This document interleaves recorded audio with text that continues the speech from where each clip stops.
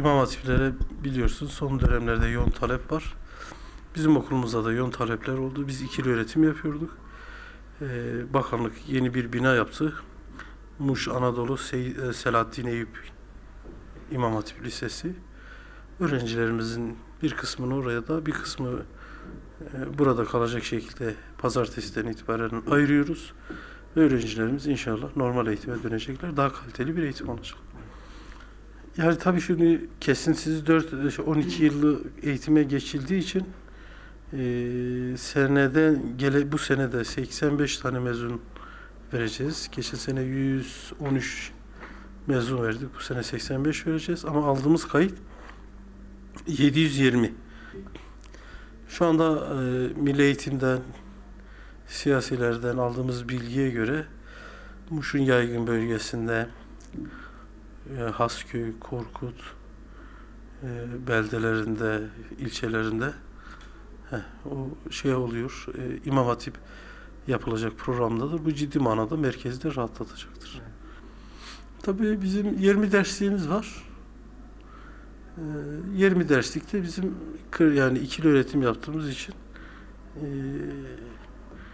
40 dersliğe ihtiyacımız var. Tam 20 dersliğini gönderiyoruz.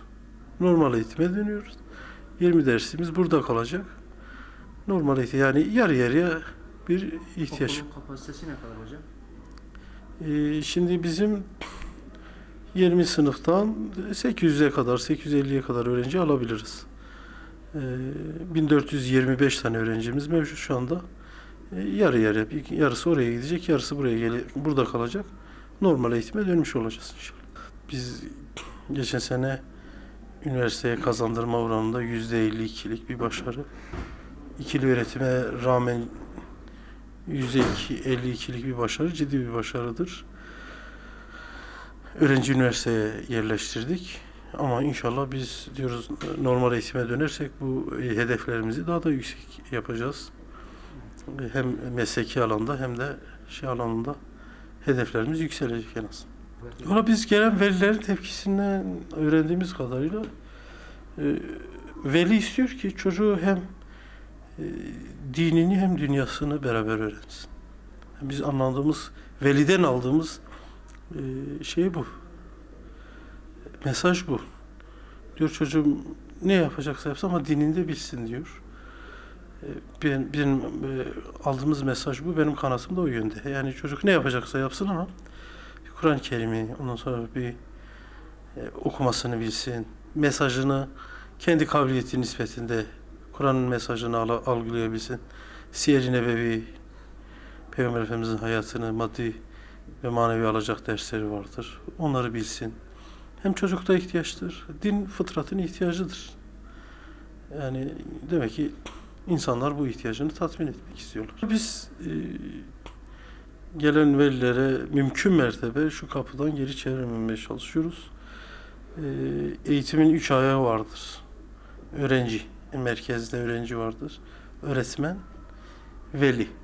Yani tabii idareyi de öğretmen bazında değerlendirmek lazım. Yani o konuda bize yardımcı olsunlar. Çocuklarımızı yönlendirme, öğretmenlerimiz sık sık çocuklarını sorsunlar. Bizim aslında velilerden tek istediğimiz şey, zaten talep yoğun bir şekilde var İmam Hatiplerde. Velilerden istediğimiz şey çocuklarını sorsunlar. Gelsinler okula. Öğrenci velisi kendisi için okula geldiğini bilmesi bile öğrencide ciddi manada bir motivasyon sağlıyor olumlu anlamda. Çocuklarına haftada bir, 10 günde bir, 15 günde bir muhakkak gelip sorsunlar. Ne zaman taşınıyorsunuz hocam? Nasipse pazartesi inşallah diğer okulla beraber normal eğitime başlayacak.